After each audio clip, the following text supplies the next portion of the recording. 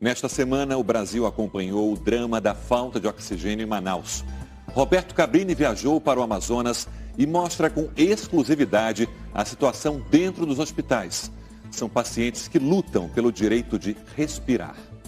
E o apelo das equipes médicas no desespero pelo mínimo de estrutura para salvar vidas. O socorro a Manaus.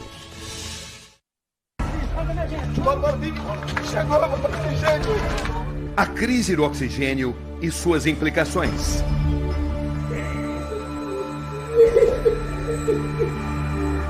O que de fato está acontecendo dentro dos hospitais em Manaus? Você vai ver agora um documento exclusivo do Domingo Espetacular da realidade de dois dos principais na capital do Amazonas: o Hospital 28 de Agosto e o João Lúcio. Madrugada de sábado, devidamente paramentados, estamos nos preparando para ter acesso a um dos principais hospitais públicos de Manaus nessa situação de caos. O Hospital 28 de Agosto. Vamos entrar.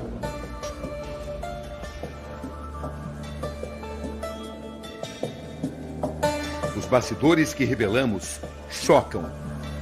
O medo de que o oxigênio termine a qualquer momento está sempre presente. É um oxigênio para 5 pessoas em uma sala. Gente, pelo amor de Deus, uma calamidade. O médico não sabe mais o que fazer. É um absurdo isso. Em Manaus morrer paciente por falta de oxigênio. Isso é inadmissível. O apelo dos funcionários da saúde.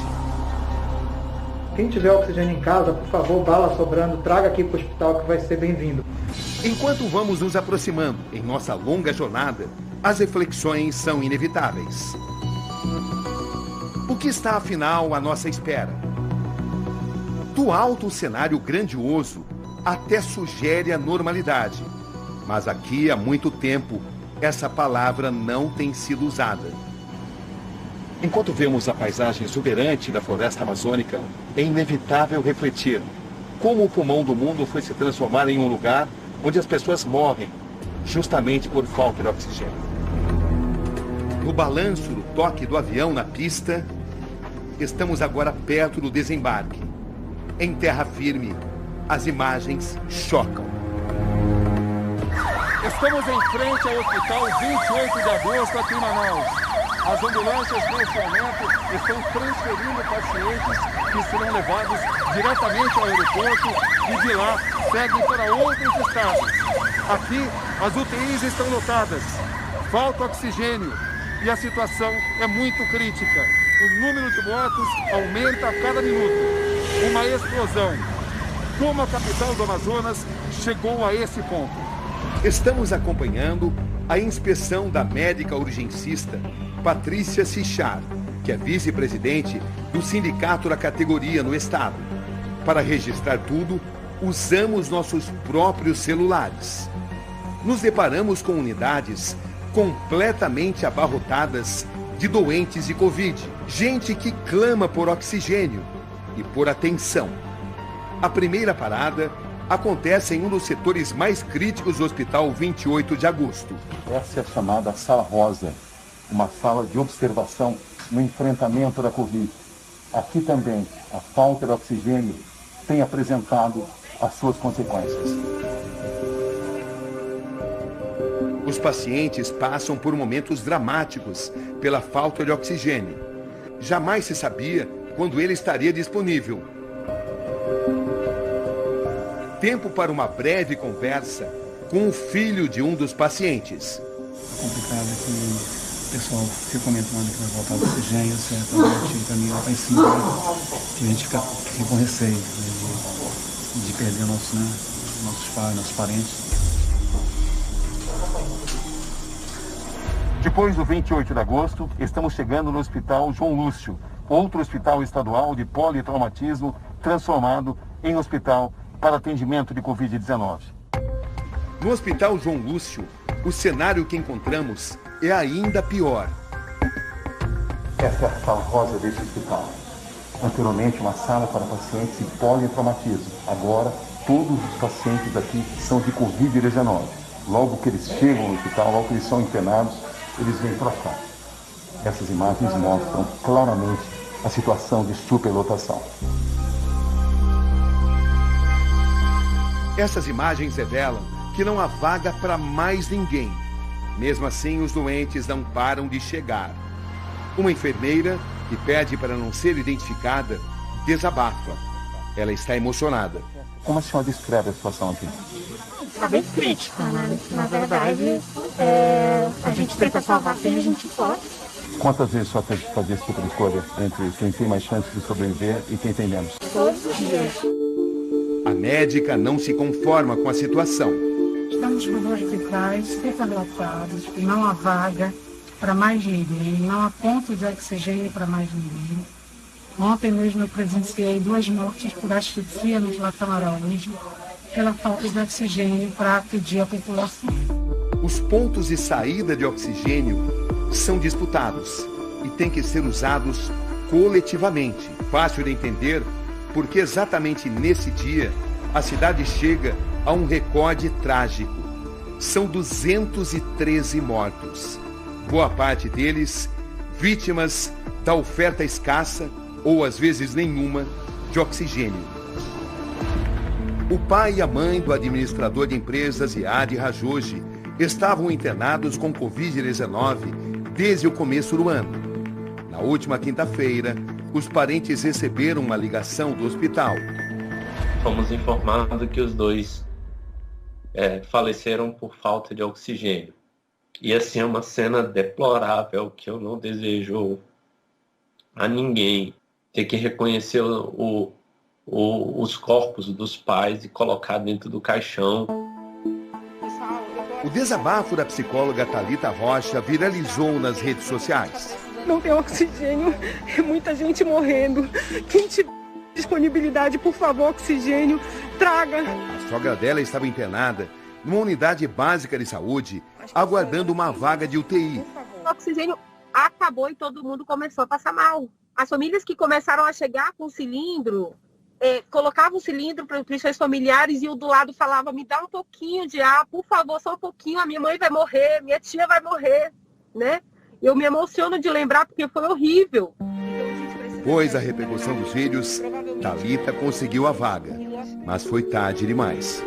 Foi questão de minutos, ela entrou e depois que a gente recebeu a notícia, assim, ela realmente não tinha conseguido. Esses 2 enfermeiros não querem se identificar. Eles trabalham no hospital 28 de agosto, aqui em Manaus, onde tivemos acesso. Desde que começou essa crise do oxigênio, com que realidade vocês têm convivido? A gente vive uma realidade muito triste, onde os pacientes chegam e temos que escolher quem vai viver. Porque não tem leito, não tem equipamento, os médicos também estão sobrecarregados, o médico fica desesperado. Todo mundo, o recepcionista, o maqueiro também, todo mundo está super esgotado. Imagina se a enfermagem entrar em colapso também. Nas palavras desse médico, da UTI do 28 de agosto, o retrato do caos. Tanto é verdade que ontem, o 28 de agosto, fechou as portas para atendimento externo. Doutor, somente nesse dia, onde eu tive acesso ao hospital 28 de agosto, morreram 213 pessoas em Manaus. Desse número, quantas pessoas morreram no 28 de agosto? Aproximadamente 40 pessoas. Em que eu coloco a superlotação dos hospitais? Foram fechados os hospitais de campanha, que serviam para diluir esses pacientes em todas as unidades.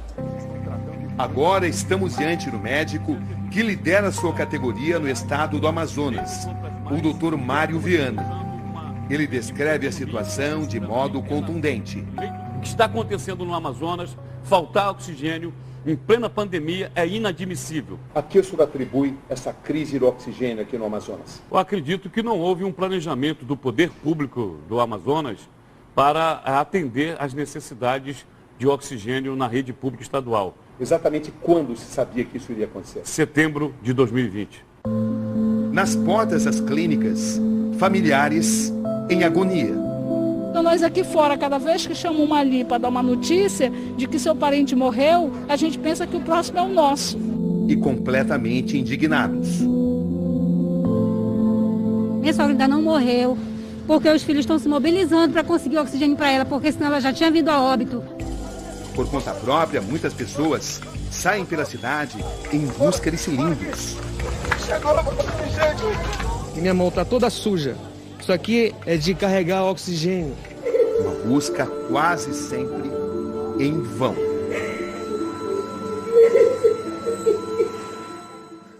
Cada um aqui tem alguém muito próximo entre a vida e a morte. Para quem que é o oxigênio que você está esperando? Eu, para minha mãe precisa muito de uma UTI. Eu estou rezando, a gente está movendo céus e terra para uma UTI. Eu perdi meu pai faz 7 dias já. Para quem é o oxigênio? É para minha cunhada. Como é que ela está? Muito mal. Muito Sei. mal. Conseguir um cilindro de oxigênio torna-se verdadeira obsessão. A procura pelo oxigênio gera ações desesperadas por parte da população. Estamos aqui em frente à Carbox, uma das empresas que fornece oxigênio aqui no estado, e essa é a situação. Todos vocês estão à espera de oxigênio? Sim. Você está à espera de oxigênio? Desde ontem, para minha avó. Eu estou desde ontem para o meu pai, eu vim para cá, aí a polícia pegou e bloqueou a nossa... De repente, o dono da empresa aparece. Ele se chama Marcelo Dutra, o proprietário da Carbox Gases. A gente tem a consciência de que as pessoas que estão aqui ainda conseguiram um cilindro para vir encher. Mas, com certeza, a grande parte não conseguiu cilindro. E eu não tenho como disponibilizar cilindro. Eles deixam cilindro, nós enchemos o cilindro aqui, por exemplo. Ele já deixou nome, já deixou contato. Esse cilindro vai ser enchido e ele vai ser avisado para vir buscar. Estamos próximos a mostrar como o oxigênio é captado e processado a partir da imensidão da floresta amazônica e, principalmente, porque sua produção ainda está muito distante de atender à alta demanda. Nós estamos hoje com toda a planta voltada para a produção do oxigênio medicinal. No entanto, tudo que se produza no estado do Amazonas hoje é insuficiente. Nós não temos demanda instalada no estado para atender a convulsão social que essa cidade se transformou. Tudo começa aqui, nessa planta fabril. O oxigênio é retirado da atmosfera em um processo onde se gasta muita energia. É o setor mais sensível dessa empresa. Qualquer problema que eu tiver aqui no fornecimento de energia ou no descompasso dessa máquina, significaria pelo menos de 12 a 15 mil metros cúbicos menos produzidos. Da planta, o oxigênio chega nesses tanques criogênicos na forma líquida. Uma parte já está indo direto para os isocontainers que vão abastecer hospitais na forma líquida para consumo imediato. E nós temos uma outra parte que está sendo levada para os tanques de enchimento de cilindro. Enquanto isso, mais um pequeno carregamento de cilindros de oxigênio é levado para gente desesperada, ávida por conseguir um cilindro que seja. Mais 40 cilindros serão entregues. A comoção é nítida. Isso é para sua tia. Você acha que vai conseguir salvá-la? Deus quiser. As pessoas deveriam encontrar esse oxigênio nos hospitais. Nos hospitais. Não aqui. Não deveriam precisar vir aqui. Não, nem nessa empresa que não é contratada do governo, mas que está com toda a planta voltada. Isso aqui é uma situação de desespero, é o sintoma de desespero. Os relatos se multiplicam. Alguns têm sorte de conseguir o oxigênio. Comprar um cilindro desses não é nada barato. Quanto sai um cilindro daquele lá para vocês? Aqui. Vocês compram por quanto? 600 reais. Vocês pagam no próprio bolso. 600 reais. 600, 800 reais. Mas a maioria continua na fila de espera. Nós temos 3 idosos e 2 crianças em estado clínico hospitalar necessitando de oxigênio. Meu irmão está em casa necessitado. Os números de internações e mortes pela Covid-19 batem recorde. E ainda assim, não param de subir. A média móvel de mortes do estado cresceu 183% nos últimos 7 dias. E junto com a alta de casos, subiu também o consumo de oxigênio. A demanda corresponde ao dobro do que em abril e maio de 2020, quando houve o pico da pandemia no estado. O consumo diário hoje em hospitais públicos e privados é de 76.500 metros cúbicos na capital e outros 15 mil no interior. Mas as empresas locais que fornecem a substância têm capacidade de entrega de 28 mil metros cúbicos por dia, ou seja, quase um terço do necessário. Resultado: caos. A principal empresa fornecedora de oxigênio no estado do Amazonas está no olho do furacão. Trata-se da White Martins, que se defende. Nos últimos 15 dias, a demanda aumentou 5 vezes e segue crescendo fora de controle e qualquer previsibilidade. Esse é o prefeito de Manaus, Davi Almeida. Ele está apenas no 16º dia de mandato e já enfrenta a pior crise sanitária da história. O total de sepultamentos na cidade de Manaus desde quarta-feira explodiu. Na quarta-feira, 186. Na quinta-feira, 198. Na sexta-feira, 213. Eu acabo de receber aqui o relatório do sábado, 202 sepultamentos na cidade de Manaus. Na minha concepção, faltou planejamento, faltou atitude e eu creio que isso poderia ter sido evitado. Como é que o senhor descreve a situação nos hospitais aqui da cidade no momento? Cenário de guerra, tristeza, luto, pranto, dor. Manaus sofre. Enquanto era eleito prefeito da cidade, ele perdia a própria mãe, vencida pelo vírus da morte. Eu posso falar porque eu perdi minha mãe. Quando? Há pouco mais de um mês.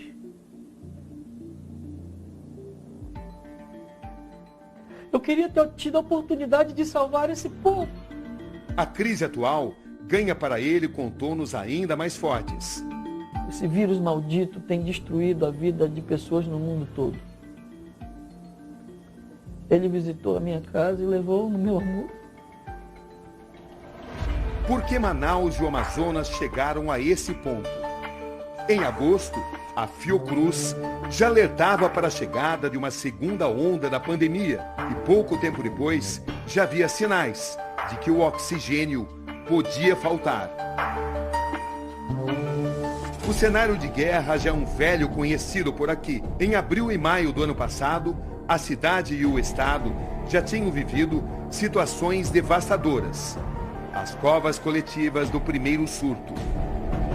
Em meio a denúncias de superfaturamento e hospitais superlotados, onde se viam corpos e mais corpos levados aos contêineres tão frios quanto impessoais, as aglomerações, as festas clandestinas no final do ano e a renúncia frequente do uso de máscaras mostravam que as lições não tinham sido aprendidas.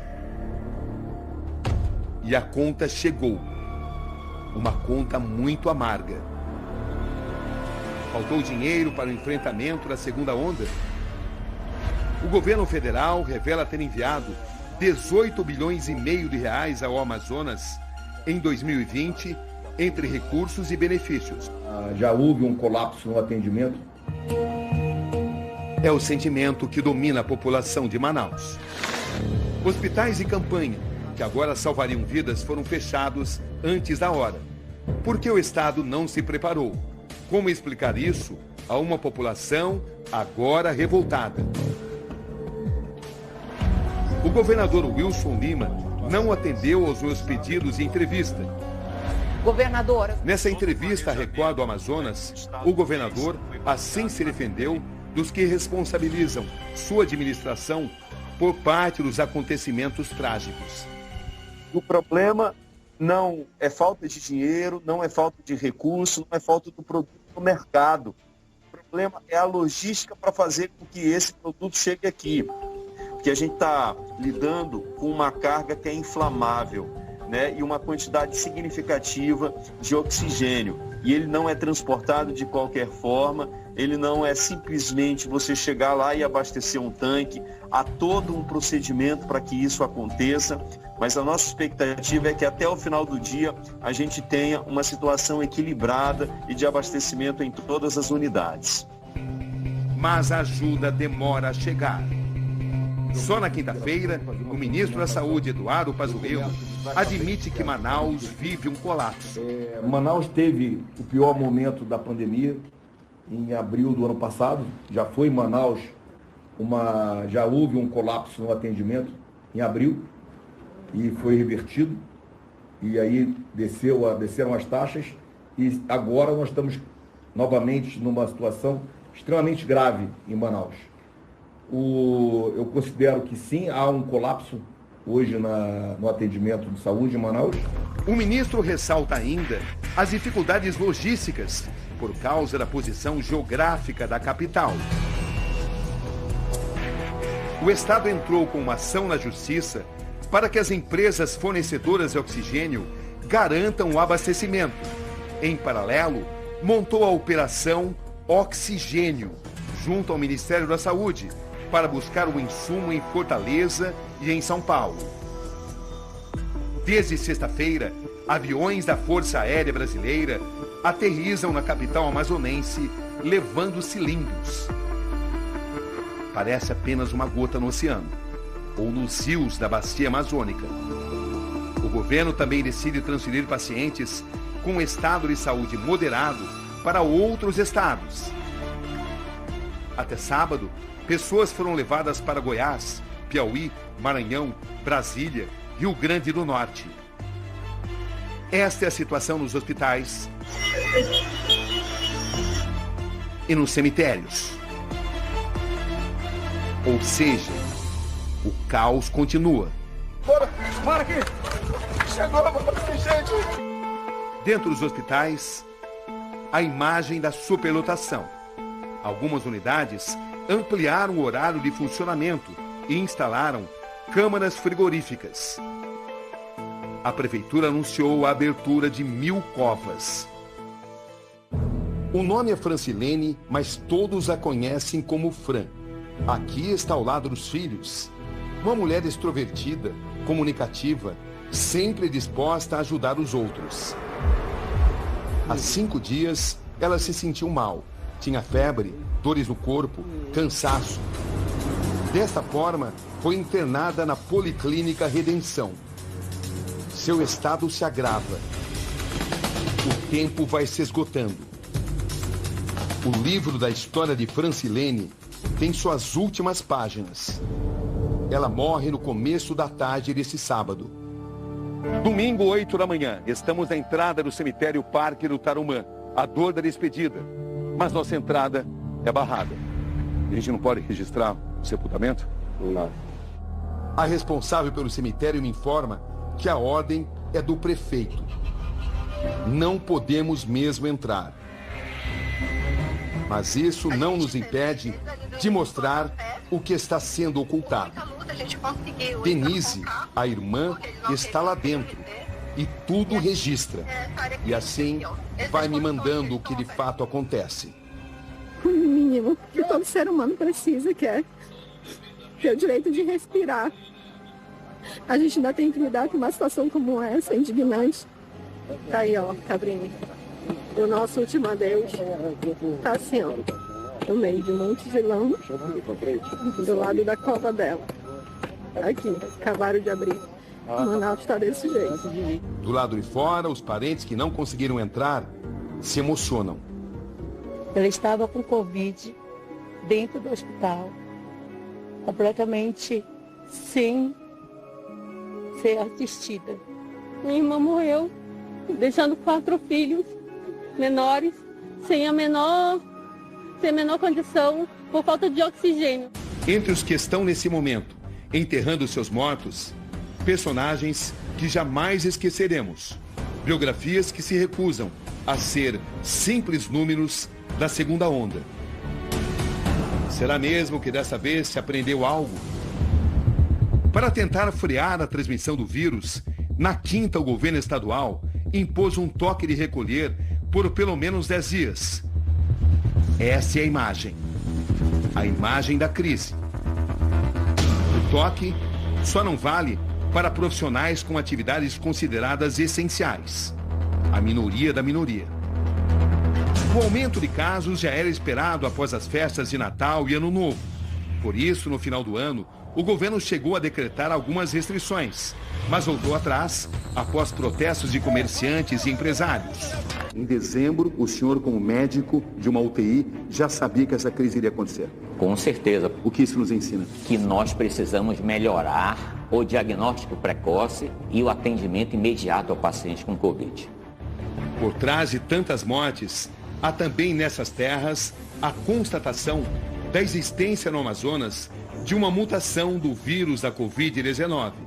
A variante do vírus encontrada aqui é a E484K, um novo desafio para os cientistas. Essa variante identificada em Manaus, ela tem maior infectividade, ou seja, elas são mais facilmente transmitidas entre humanos, tem maior capacidade de infiltrar as células humanas. O pesquisador da Fiocruz, Jessen Orellana, pesquisa o assunto sem parar. Independente da cepa ser mutante ou não, ser conhecida ou não, ela só vai circular se nós permitirmos. Portanto, se nós abrirmos mão do uso de máscaras adequados, da higienização adequada, se continuarmos promovendo aglomerações desnecessárias, nós não apenas vamos nos preocupar com essa nova variante, mas também com o aumento do número de casos e podemos fazer o que nós estamos vendo em Manaus. O governador do Amazonas, Wilson Lima, fez na última sexta-feira um pronunciamento para falar sobre a situação em Manaus. Vamos ver um trecho do que ele disse. O nosso grande problema hoje é a falta de oxigênio. E não tem a ver com falta de recursos, falta de dinheiro ou falta de produto no mercado nacional. O grande problema é fazer com que esse oxigênio chegue no estado do Amazonas. A maneira mais rápida de chegar aqui é através de avião. Mas as únicas aeronaves que podem fazer isso são da Força Aérea Brasileira. E mesmo assim, ainda trazem uma quantidade pouca em razão da sua capacidade e do risco que é o transporte desse produto. Já foram requisitadas 10 mini-usinas que serão instaladas em algumas unidades. Nós continuamos com o nosso trabalho de remoção de pacientes para outros estados e também estamos recebendo no final do dia uma carga significativa. Isso vai nos ajudar a começar a estabilizar o nosso sistema.